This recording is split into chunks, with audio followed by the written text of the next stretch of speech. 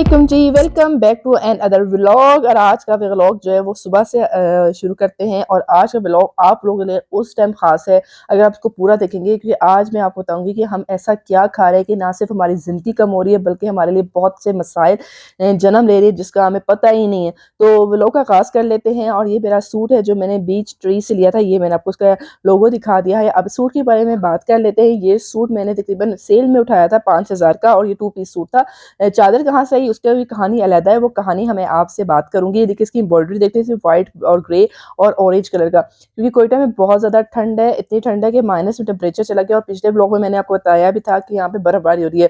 तो orange colour जो है वो सर्दियों में अच्छा लगता है, और इसे ये मोटे कॉटन पे बना हुआ है, ना ही खद्दर पे नहीं है।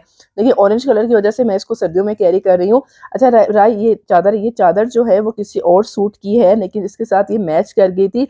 वो सूट मैं कभी इस पे बात भी करूंगी, लेकिन ये जो चादर है और ये जो सूट है, ये एक ही यानी कि कंपनी का, एक ही ब्रांड का है, बीच ट्री का ही है।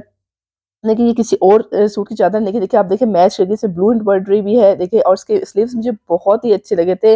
अगर आप दर्जी से बनाए तो ये कितना महंगा बनता है सूट, ये मुझे ज़रूर कमेंट करके बताइएगा। कपड़ा लेना आप इसको दर्जी, और इस दर्जी इस तरह के सूट सीते भी नहीं है, ठीक है ना। और चादर इसके साथ मैच करती है कि नहीं करती है वो बताइएगा, क्योंकि सूट में भी रेड भी था, ब्लू भी था और ये भी था। अच्छा ये मैं पानी पी रही हूँ, इसमें मैंने गर्म पानी लिया है और उसमें 1 चम्मच जो है वो एप्पल विनेगर जो है वो साइडर विनेगर डाला है। इससे वेट पता नहीं क्या कम होता है कि नहीं होता है, ये तो फिर हम नेक्स्ट व्लॉग में भी बात करेंगे। अभी मैं अजीब थोड़ा सा पैदल चल रही हूँ, क्योंकि मैंने सरीना होटल जाना है, तो मैं मॉर्निंग के टाइम थोड़ा सा वॉक करना भी बेहतर है।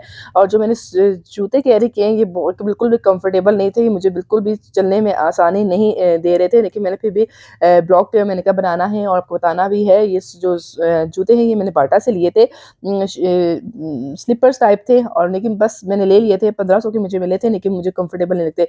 और मैं सरीना जा रही हूँ। अच्छा यहाँ पे सरीना में जाना ना कोयटा में रहने वालों के लिए एक ड्रीम इसलिए भी है, क्योंकि कोयटा में एक वाहिद ऐसा रेस्टोरेंट जो 5 स्टार है। और इसको बहुत से लोग, मैं भी जब नहीं जा सकती थी तो मैं दूर दूर से देखती और ख्वाहिश करती थी काश मैं भी जा सकती, ठीक है।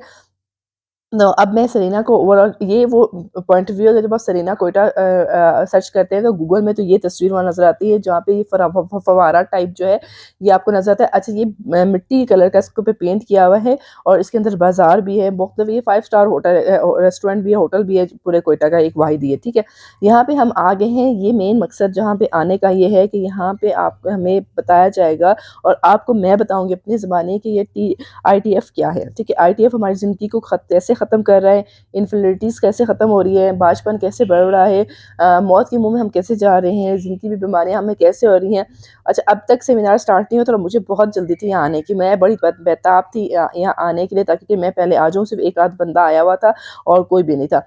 उसके थोड़ी बाद भी यहाँ पे सेशन स्टार्ट हुई। ये लोग इस्लामाबाद से सारे आए हुए हैं और इस्लामाबाद से हमें बता रहे हैं कि इन इन चीज़ों पे घी, जो हम कहते हैं ब्लू ब्रांड ब्लेंड है, पता नहीं क्या है, और ऑयल, हम बड़े फ़ख्र से आला क्वालिटी की, आला मेयार की चीज़ें लेके आते हैं, ठीक है। उनमें कितना नुकसान है वो इस चार्ट में आप देख सकते हैं। इनमें कितने ज़्यादा जो है TFA TFA पाकिस्तान में पाया जाता है। ये वो एक केमिकल है जो हमारी खुराक में, हमारे जिस्म में जाता है, जिससे हमारी जो बॉडी के में बहुत प्रॉब्लम्स क्रिएट हो रही हैं। पहले हम आपने नहीं सुना होगा कि इन्फर्टिलिटीज़ हो रही हैं, बाजपन का शिकार हो रही हैं, या उम्र से हम पहले बड़े हो रहे हैं, या लड़कियां पहले जवान हो रही हैं, या दिल के पेशेंट ज़्यादा हो गए।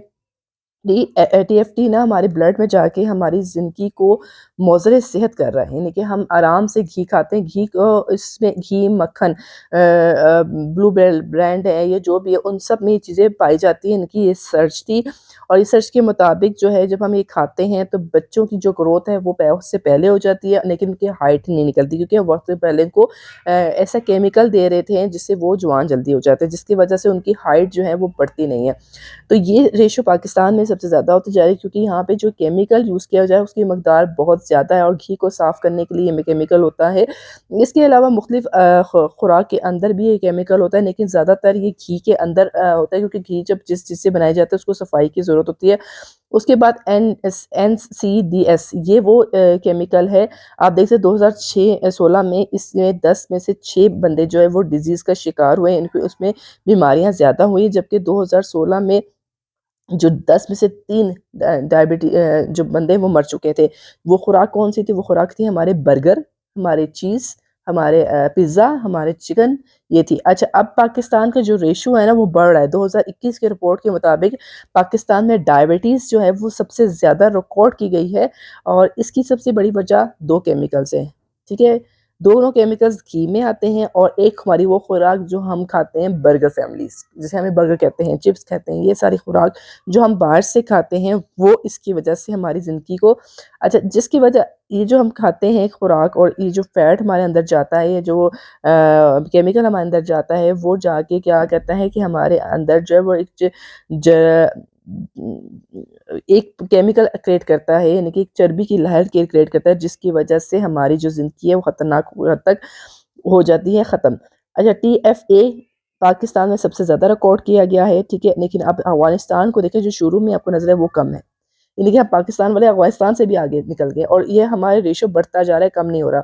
फिर मैंने इतना सब कुछ सुन के मैं इतनी डिप्रेशन की शिकार हो गई तो मैं बाहर आ गई और बाहर आके मैंने खुली फ़ज़ा में साँस लेना चाहा और आप देख सकते हैं कोयटा में भी बादल छाए हुए हैं, दरख्त वीरान हो चुके हैं और वीरानी दरख्त में ज़्यादा इंसान उदास तो हो जाता है लेकिन थोड़ा-थोड़ा फ्रेश महसूस भी करता है कि हम कम से कम खुली फ़ज़ा में तो आ सकते हैं।